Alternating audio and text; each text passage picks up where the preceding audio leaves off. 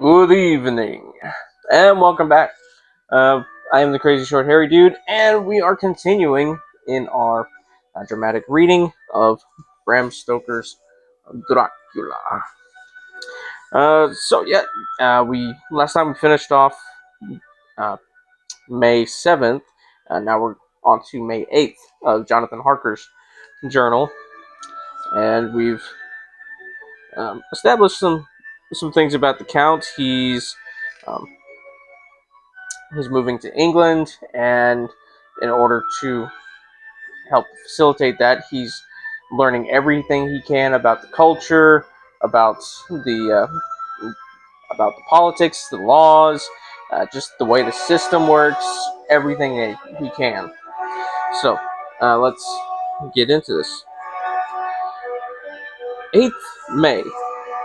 I began to fear as I wrote in this book that I was getting too diffuse. But now I am glad that I went into detail from the first, for there is something so strange about this place and all in it that I cannot but feel uneasy. I wish I were safe out of it, or that I had never come. It may be that this strange night existence is telling on me, but would that were all. If there were anyone to talk to, I could bear it, but there is no one. I have only the Count to speak with, and I fear I am myself the only living soul within the place. Let me be prosaic so far as facts can be. It will help me to bear up, and imagination must not run riot with me. If it does, I am lost. Let me say at once how I stand, or seem to. I only slept a few hours when I went to bed, and feeling that I could not sleep any more, got up. I had hung my shaving glass by the window and was just beginning to shave.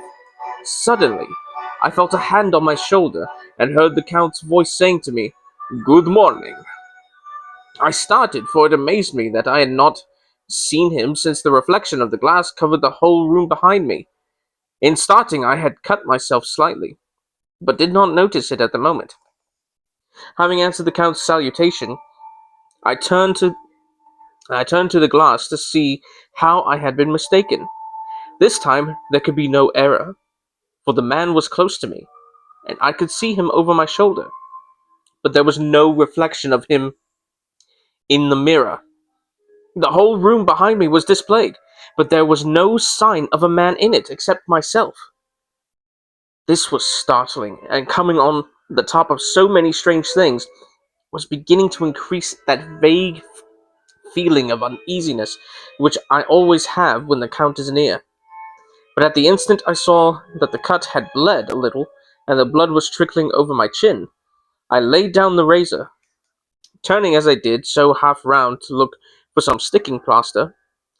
When the Count saw my face, his eyes blazed with a sort of uh, demonic fury, and he suddenly made a grab at my throat. I drew away, and his hand touched the string of beads which held the crucifix. It made an instant change in him, for the fury passed so quickly that I could hardly believe that it was ever there. "Take care," he said. "Take care how you cut yourself. It is more dangerous than you think in this country." Then seizing the shaving glass, he went on, "And this is the wretched thing that has done the mischief. It is a foul bauble of man's vanity. Away with it!" And opening the heavy window with one wrench of his terrible hand, he flung out the glass, which was shattered into 1,000 pieces on the stones of the courtyard far below. Then he withdrew without a word. It is very annoying, for I do not see how I am to shave, unless in my watch case or the bottom of the shaving pot, which is fortunately of metal. When I went into the dining room, breakfast was prepared, but I could not find the Count anywhere, so I breakfasted alone. It is strange that as yet I have not seen the Count eat or drink. He must be a very peculiar man. After breakfast, I did a little exploring in the castle. I went out on the stairs and found a room looking towards the south. The view was magnificent, and from where I stood, there was every opportunity of seeing it. The castle is on the very edge of a terrible precipice. A stone falling from the window would fall 1,000 feet without touching anything. As far as the eye can reach is a sea of green treetops, with occasionally a deep rift where there is a chasm. Here and there are silver threads where the rivers wind in deep gorges through the forest. But I am not in heart to describe beauty, for when I had seen the view, I explored further. Doors, doors, doors everywhere, and all locked and bolted. In no place save the windows in the castle walls is there an available exit. The castle is a veritable prison, and I am a prisoner.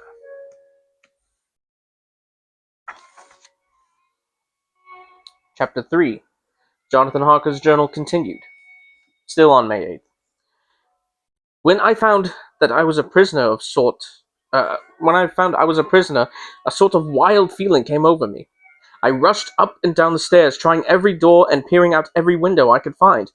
But after a little, the conviction of my helplessness overpowered all other feelings. When I look back after the few hours, I think I must have been mad for a time, for I behaved much as a rat does in a trap. When, however, the conviction had come to me that I was helpless, I sat down quietly as I have ever done anything in my life, and began to think over what was best to be done. I am thinking still, and as yet have come to no definite conclusion. Of one thing only am I certain, that there is no use making my ideas known to the Count. He knows well that I am imprisoned, and as he has done it himself, has doubtless his own motives for it. He would only deceive me, if I trusted him fully with the facts. So far as I can see, my only plan will be to keep my knowledge and my fears to myself, and my eyes open. I am, I know, either being deceived, like a baby, by my own fears, or else I'm in desperate straits. And if the latter be so, I need, and shall need, all my brains to get through. I had hardly come to this conclusion when I heard the great door shut below, and knew that the Count had returned. He did not come at once into the library, so I went cautiously to my own room, and found him making the bed. This was odd, but only confirmed what I had all along thought, that there were no servants in the house. When later I saw him through the chink of the hinges of the door laying the table in the dining room, I was assured of it. For if he does himself all these menial offices, surely it is proof that there is no one else to do them. This gave me a fright. For if there is no one else in the castle, it must have been the Count himself who was the driver of the coach that brought me here. This is a terrible thought, for if so, what does it mean that he could control the wolves, as he did, by only holding up his hand in silence? How was it that all the people at Beastritz on the coach had some terrible fear for me? What meant the giving of the crucifix, of the garlic, of the wild rose, of the mountain ash? Bless that good woman who hung the crucifix round my neck, for it is a comfort and a strength to me whenever I touch it. It is an odd thing. It is odd that a thing which I have been taught to regard as disfavor and as idolatrous should, in a time of loneliness and trouble, be of help. Is it that there is something in the essence of the thing itself, or is it a medium, a tangible help, in conveying memories of sympathy and comfort? Some time, if it may be, I must examine this matter and try to make it up in my mind about it. In the meantime, I must find out all I can about Count Dracula, as it may help me to understand. Tonight, he may talk of himself, if I turn the conversation that way. I must be careful, however, not to awake his suspicion. Midnight. I have had a long talk with the Count. I asked him a few questions on Transylvanian history, and he warmed up to the subject wonderfully.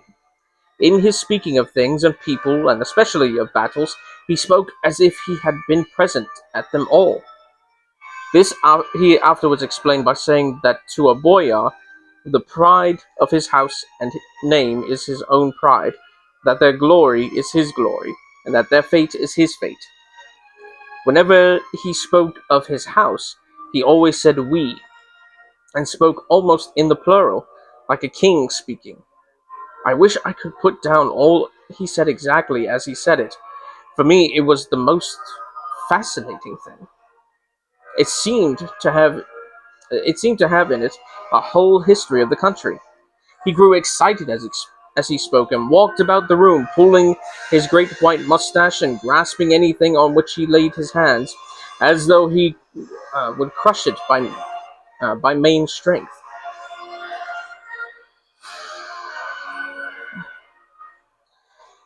One thing he said, which I shall put down nearly as I can, for it tells in a way the story of his race. We Sekelis have a right to be proud. I probably butchered that word, but anyway. For in our veins flows the blood of many brave races who fought as the lion fights for lordship.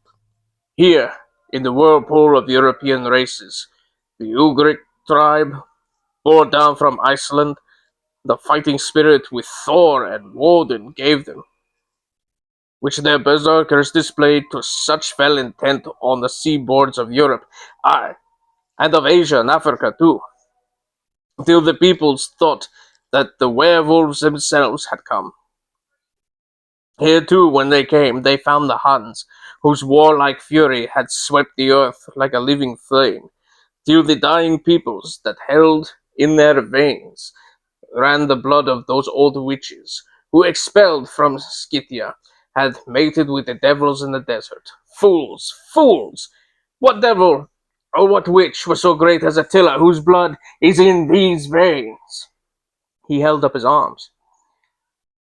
Is it a wonder that we were a conquering race, that we were proud, that when the Magyar, the Lombard, the Avar, the Bulgar, or the Turk poured his thousands on our frontiers, we drove them back? Is it strange that when Arpad and his legions swept through the Hungarian fatherland, he found us here when he reached the frontier? That the Hon Foglas, Foglalas was complete was completed there when the Hungarian flood swept eastward.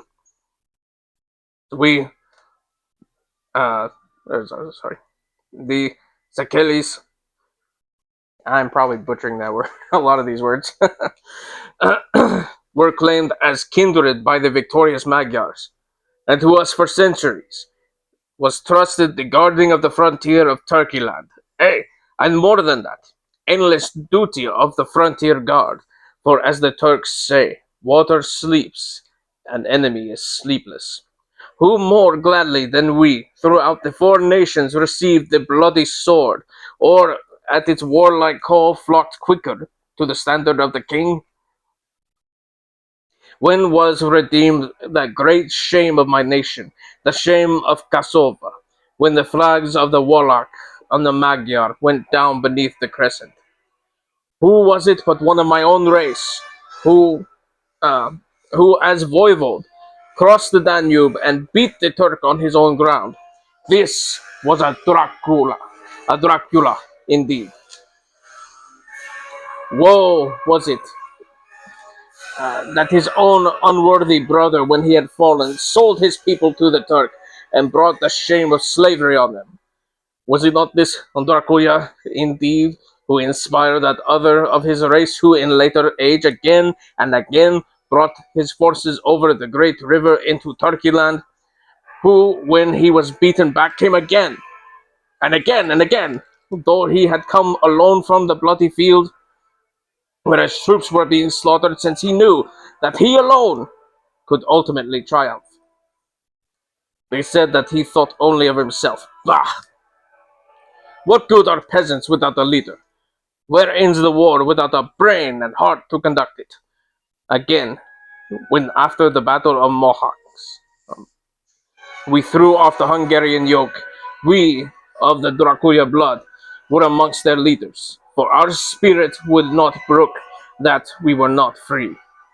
Ah, young sir, the Zakelles and the Dracula, as their hearts, blood, their brains, and their swords, can boast a record that mushroom grows like the Habsburgs and the Romanovs can never reach.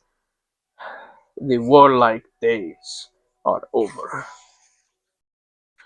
Blood is too precious a thing in these days of dishonorable peace, and the glories of the great race are as a tale that is told. It was by this time close on morning, and we went to bed. Memorandum: this diary seems horribly like the beginning of Arabian Nights, where everything has to break off at cockcrow, or like the ghost of Hamlet's father. Alright, so that is the end of May 8th. So, we can see Dracula, it comes from a long line of warriors, and he's boasting about his heritage. He's very proud of his heritage. And maybe he's describing himself in a little ways. Now there are some theories that of course this is fiction, but there are some theories that this Count Dracula is is Vlad Tepes, uh, the first Dracula, uh, Vlad the Impaler. But there are some other theories that suggest that that maybe he's not the original Vlad the Impaler, but a descendant of his that came later on. Who knows? uh, in reality, Bram Stoker he used the history of the area and the name Dracula as kind of a window dressing for the character, already having come up with the basic idea for the story. So, yeah, but it's fun. It's fun fiction. So, yeah, that is all the time we have for tonight. I hope everybody is doing well. Hope everybody is happy. Hope everybody has had a fantastic Mother's Day.